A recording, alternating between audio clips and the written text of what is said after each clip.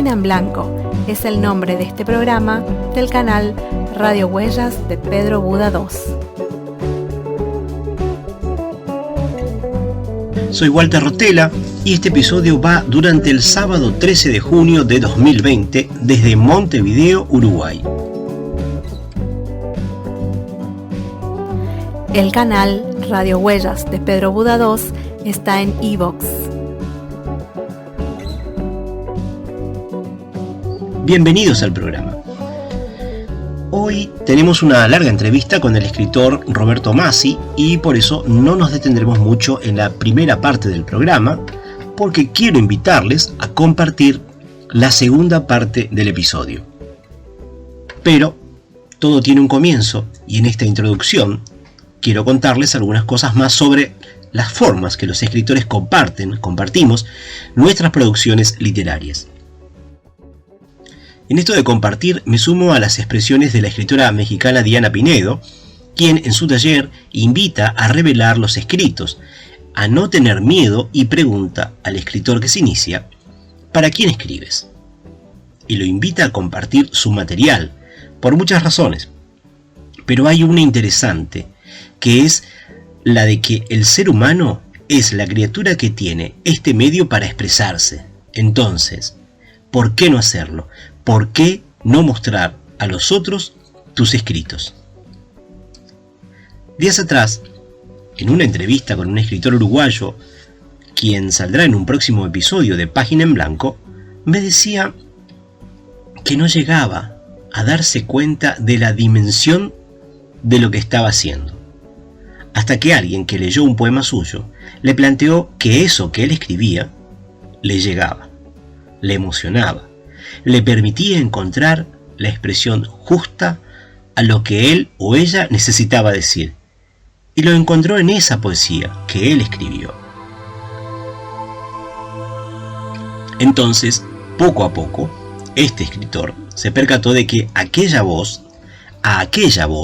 se le fueron sumando otras voces y en el mismo sentido, y fue así que descubrió con más fuerza que eso que estaba haciendo, escribir, era el camino, era su camino. Me lo dijo con otras palabras, pero en esencia creo que se refería a eso de que el escritor se encuentra en ese camino de hacer, ese escribir de cada día.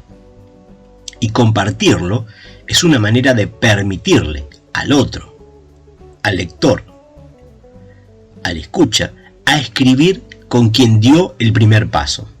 Porque el escritor sabe que sus palabras, sus signos, adquirirán un nuevo sentido en la lectura del otro.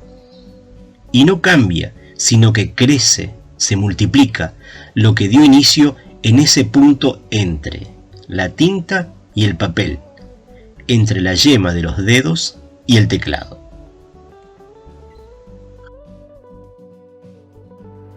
Para escuchar el programa Página en Blanco, debes descargar la app de iVoox en tu celular. En esto de escribir y compartir, como fui comentando en episodios anteriores, hay muchos caminos, pero hoy me referiré a uno de ellos y en el cual incursioné hace un tiempo. En el episodio 7 de Página en Blanco mencioné que existen los audiolibros como formas de compartir los trabajos literarios. Y también dije que tenía algunos archivos subidos al programa en iVoox llamado Audiolibros. Esa sección de mi canal de iVoox contiene 10 textos de mi autoría. Son cuentos que comparto en formato audio. Para cada uno de ellos busqué el paisaje sonoro adecuado, el punto de entrada de cada sonido, la ausencia de ruidos de ser necesario, etcétera, etcétera. Imaginé el ambiente en que se desarrollaba la acción e intenté brindarle el contexto con medios auditivos. Es una forma diferente de creación, donde la imaginación buscó redirigirla con sonidos, o trato de imprimirle más énfasis a lo escrito, o darle un horizonte de sentido a ese conjunto de signos, o sin redirigir, sino más bien orientar en un sentido que deseo vaya el lector en ese proceso de comunicación.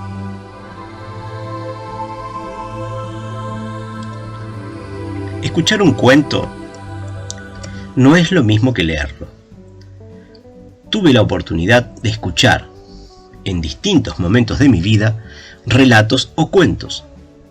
Hubo un tiempo en que un escritor me relataba sus cuentos no escritos, se los sabía de memoria, porque más de una vez me los contó, y tenían, en el silencio de la mañana o de la tardecita, entre mate y mate, con el sonido de la calle de fondo, un halo misterioso y diferente al leerlo. Pues con el tiempo los escribió a esos cuentos que narraba oralmente, pero tenían un no sé qué diferente. Pero bueno, esa es otra historia. Me refiero al relato hablado, al relato oral, ese que aún practican algunas personas en las cantinas de campaña, aquí, en los campos, al costado del camino, en Uruguay. Hoy, si me permiten, estimados escuchas, quiero dejarles uno de esos audiolibros míos, simplemente porque es una muestra de lo que podemos hacer para compartir los textos.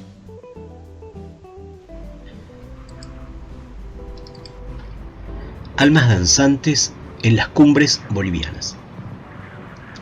A más de 4.000 metros de altura, recorríamos una extensa zona tachonada de rocas de distintos tamaños. La mayoría de ellas con formas de lo más inverosímiles.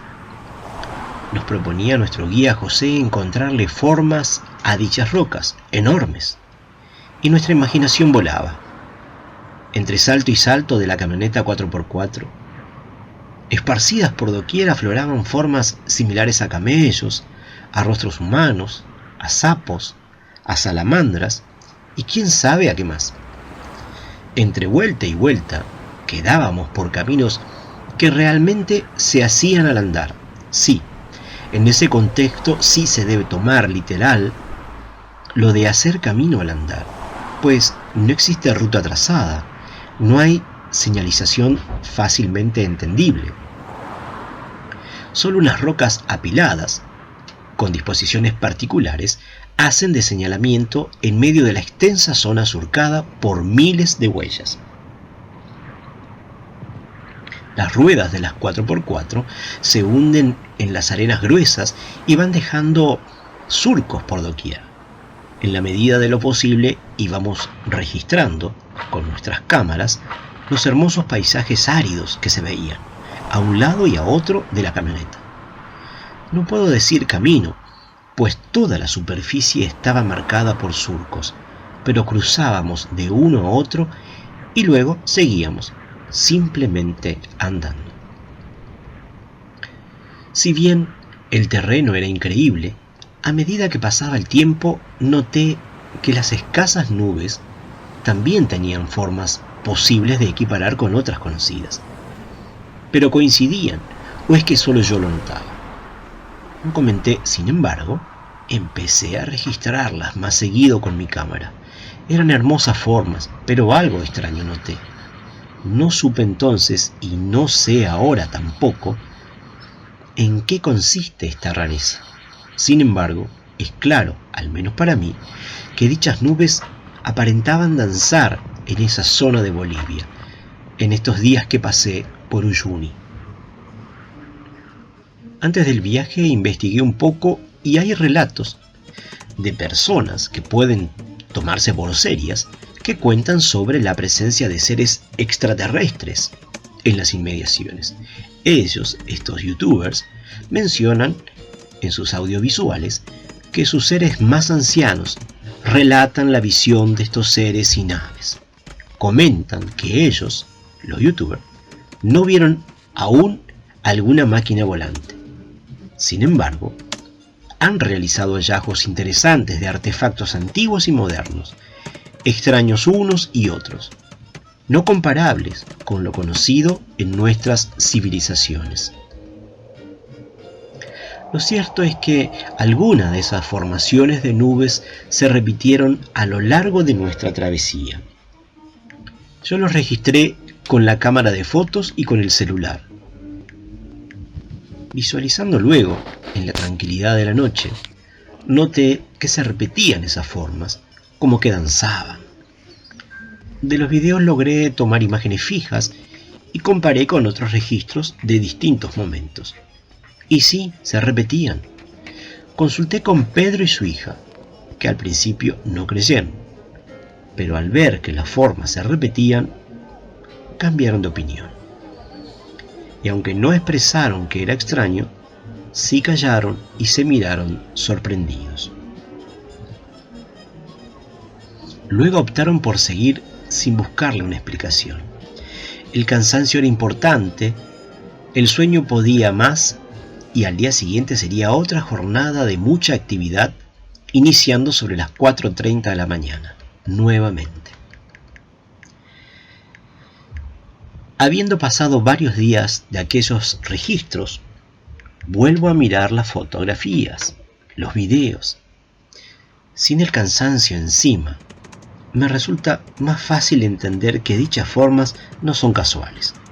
Se repiten, desaparecen en un lugar y vuelven a aparecer exactamente iguales en otros paisajes.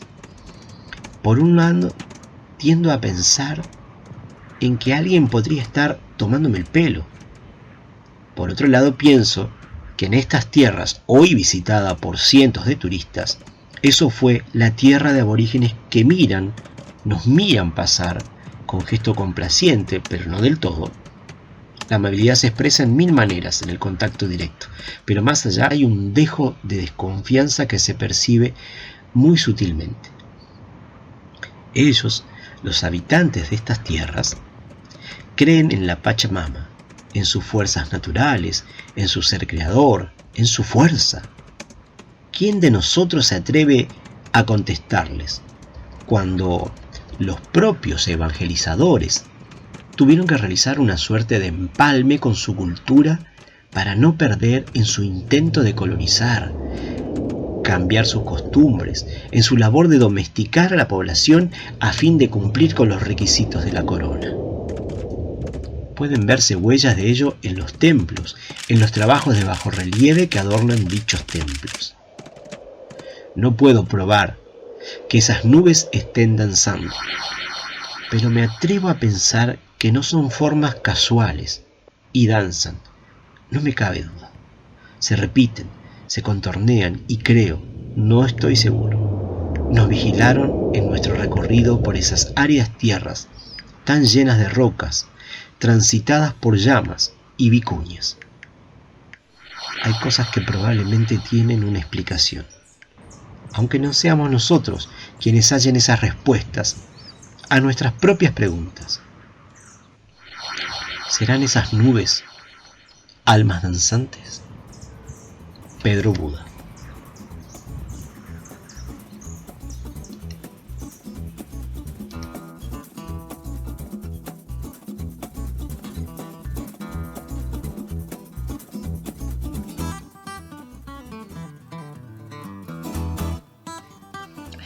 Estamos una vez más en esto que llamamos Charlando con el Autor, que está frente a la página en blanco. Hoy compartimos el espacio con un escritor argentino de la ciudad de Esperanza, Santa Fe. Él es Roberto Masi, que además de escritor es también actor. Estudió en la Escuela Provincial de Teatro número 3200. Participa en teatro con el grupo de aficionados por el teatro Los Inconscientes, integrado entre otros por Nora Engler, Julio Lloris, Marga Baum, Lucia Morandín, Janina Sánchez, Roberto Bergoglio, Judith Curis y Santiago Antoniol.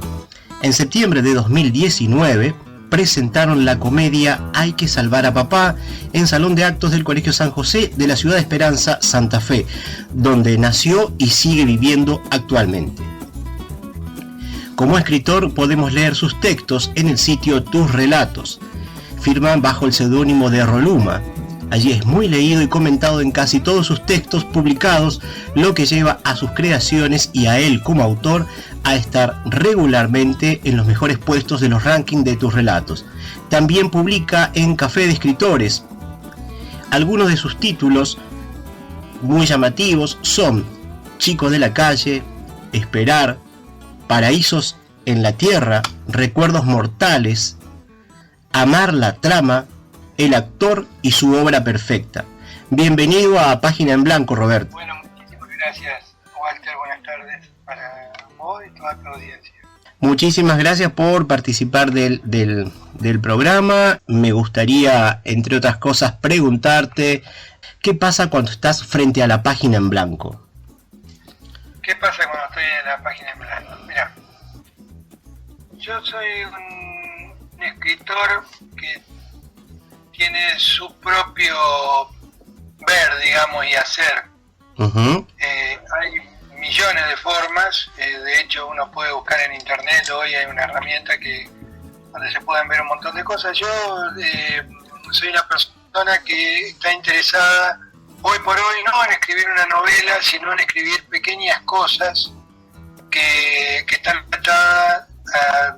Tú sabes muy bien que un escritor puede escribir lo que acontece fuera de él o lo que acontece dentro de él. Sí. Y yo estoy en ese devenir, o sea, estoy interesado en las dos cosas. Estoy interesado en contar lo que pasa fuera de mí, en contar lo que pasa dentro de mí, en mezclar esas dos cosas. Uh-huh. Y también en verme reflejado o intentar reflejar cosas que van de acuerdo a mis valores en cosas que veo.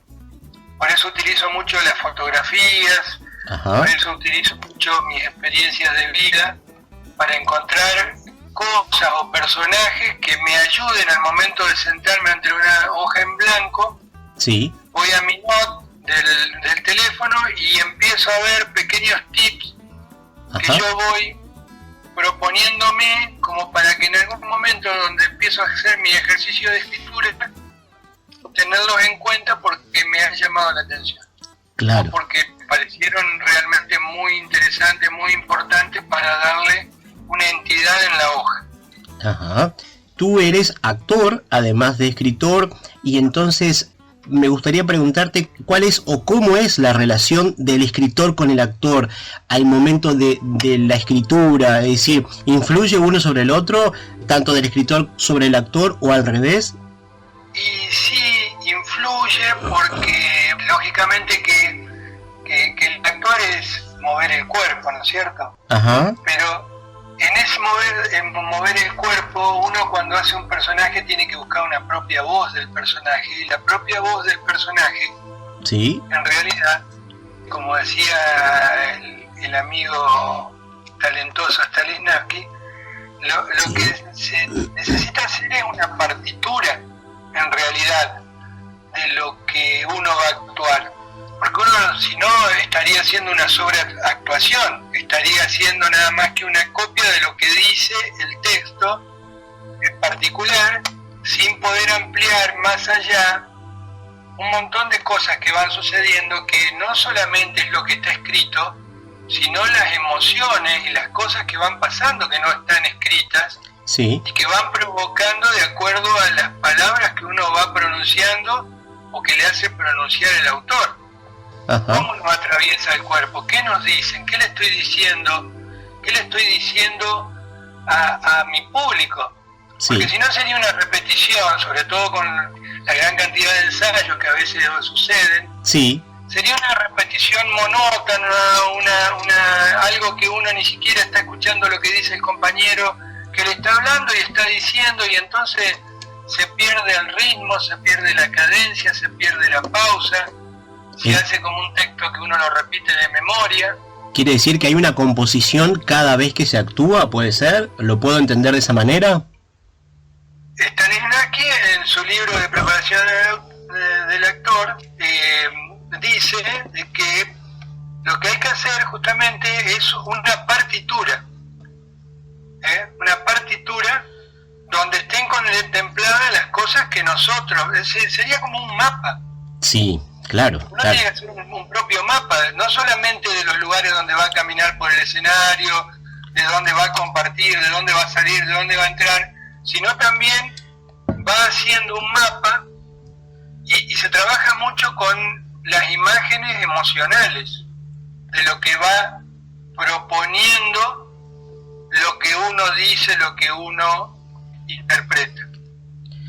Que después está el director que dice, bueno, vamos por este lado, vamos por este otro lado, y todo claro. Es algo que se incorpora y enriquece, ¿no es cierto? Claro, de alguna manera, en tu trabajo, el actor y su obra perfecta, ¿nos quieres mostrar un poco eso? Es decir, cuando ese actor está mirando a su público y ve cómo le afecta, de alguna manera, ¿estás hablando de eso en ese texto?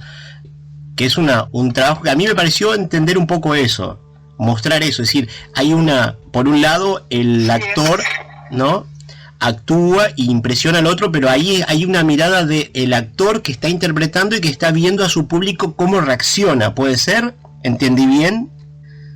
En realidad hay un poco de eso y no hay un poco de eso, porque bueno, este juego de que hago lo que me gusta y ya está, algo que te dice todo el mundo, no, mira, yo hago lo que me gusta y ya está, no puedo estar viviendo, esperando.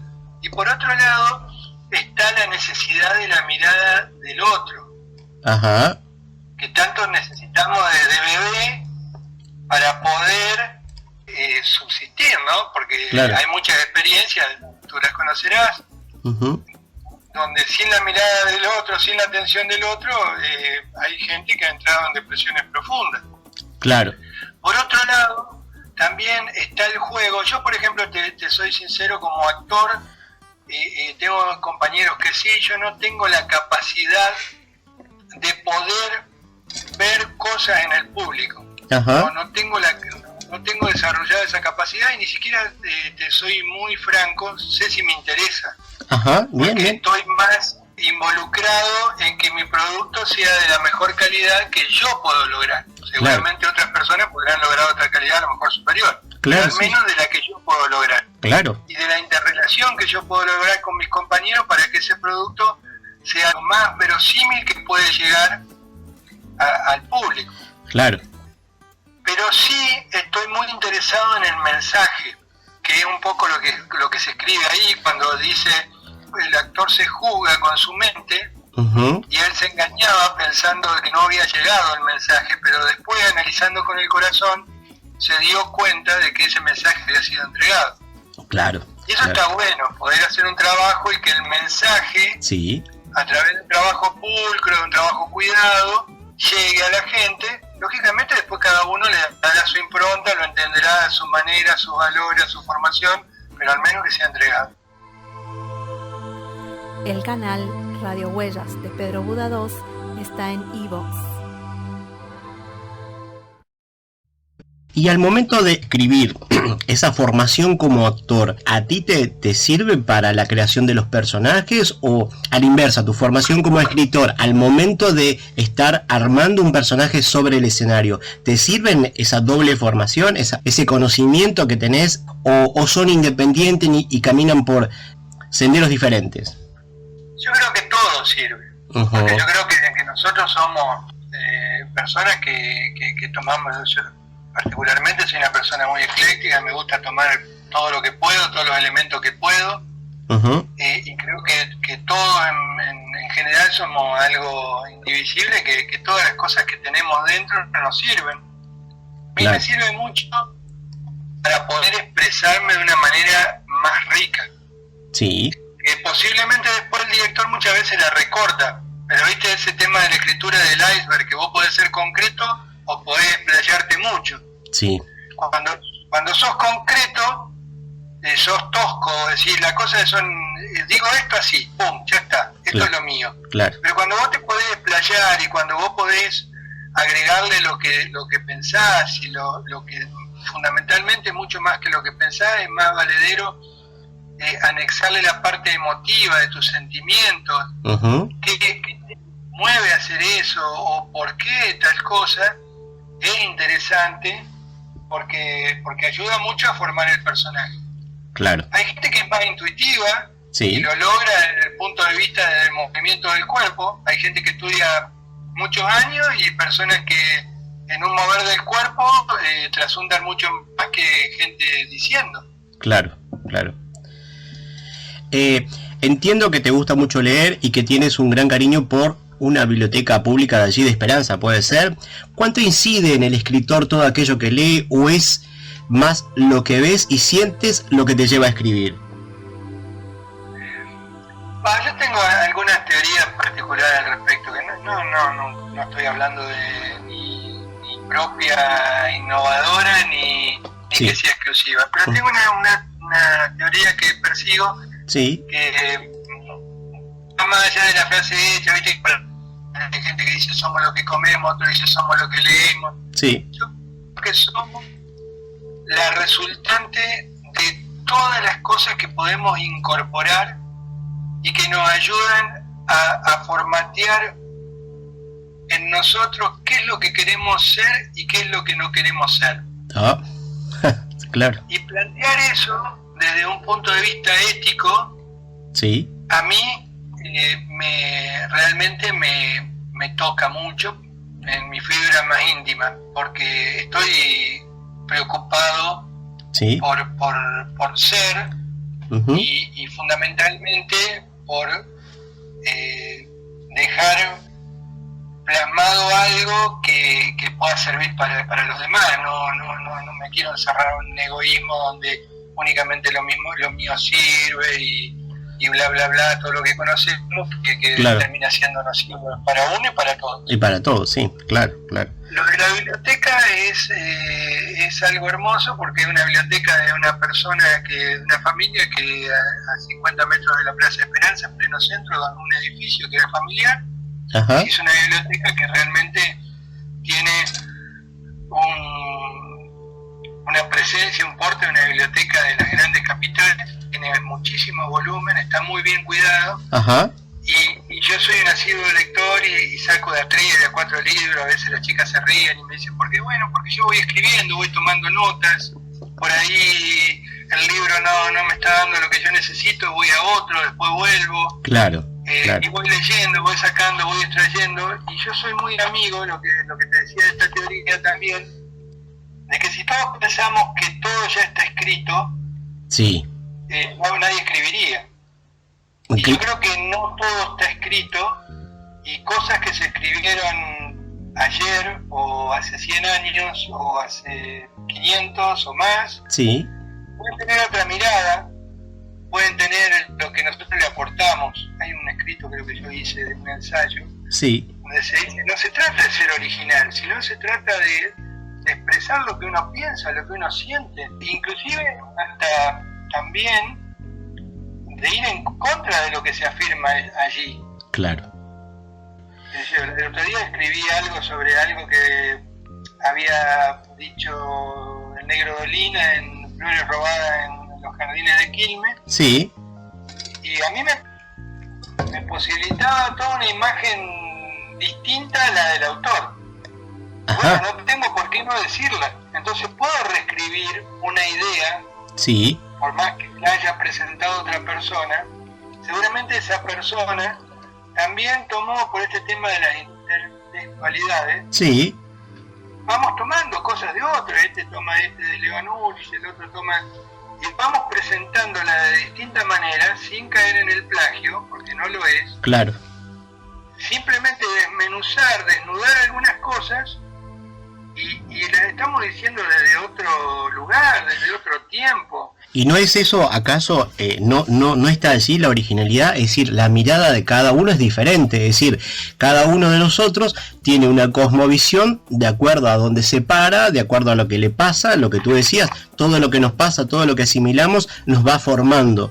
Entonces, a partir de ahí tenemos una mirada diferente del que está incluso al lado, porque muchas veces asumo que te pasa que estás visionando alguna película y ambos están viendo lo mismo y sin embargo tienen una opinión diferente o interpretan de forma diferente lo que están viendo.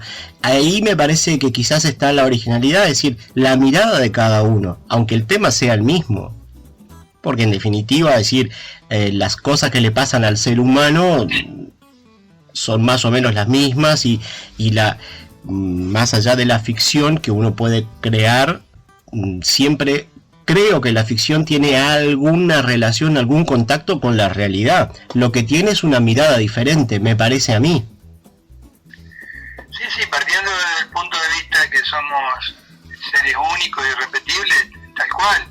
Lógicamente que estamos presentando algo que es nuevo, le estamos dando vida a algo totalmente nuevo al subjetivizarlo. Claro. Eso es totalmente lógico, y después puede haber coincidencia con otras líneas de pensamiento, con otros observadores, sin ninguna duda, o al contrario, puede generar el máximo de los rechazos también, ¿no? Sí. Quisiera preguntarte si el andar en bicicleta, que es otra de tus pasiones, el viajar, que me parece que es importante para ti, son elementos de donde tú extraes, o son experiencias de donde traes elementos para tus narraciones, o son otras cosas las que te llevan a escribir, o se complementan. No. De hecho, totalmente los viajes y fundamentalmente los viajes en bicicleta, por una cuestión de la cercanía con la gente, sí, es un caudal muy importante. Lógicamente que hay que tener las ganas y hay que tener algo adentro que te llame a poder interrelacionarte con las demás personas, porque tú puedes agarrar la bicicleta y hacer 800 kilómetros y no decirle buen día a nadie. Sí, claro. Y de hecho tengo gente conocida que lo hace. Sí, claro. Y está encantada de hacerlo. Sí. Porque va hablando en ese diálogo interno que tenemos y disfrutando de ese momento de paz. Hay gente que escucha música y hay gente que escucha los pajaritos y los ruidos que le va proponiendo el camino.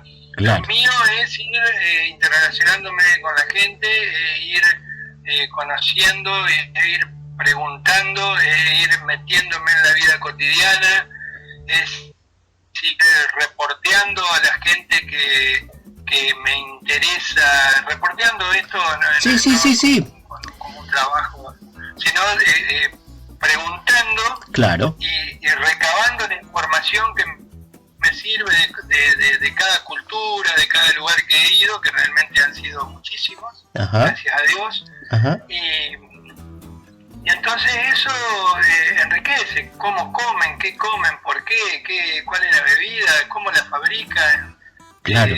Qué pasa con esto, por qué todavía siguen viviendo como hace 500 años atrás y no tienen ganas de salir de esto, y cuando te dan las razones y uno no puede quedar ajeno a todas esas cosas. Lógicamente que uno las va confrontando con las cosas que uno también va valorando para su vida, y va entendiendo la diversidad de pensamiento, la riqueza que hay en el mundo. Claro, hay más formas de pensar que la que uno conoce en el contexto cotidiano. Hay otras formas de ver el mundo y de vivir el mundo. Así termina esta primera entrega de la extensa entrevista que mantuvimos con Roberto Masi, conocido como Roluma, y próximamente lo tendremos nuevamente en Página en Blanco. Muchas gracias, Roberto Masi.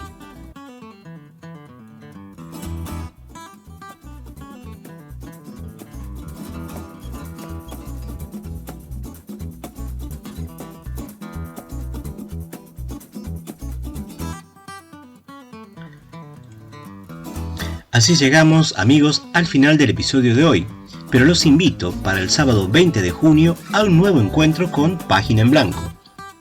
En dicha oportunidad nos visitará Pablo Herrero Coira, quien además de escritor es fotógrafo y fundador del sitio Ratón de Biblioteca. Hasta la próxima.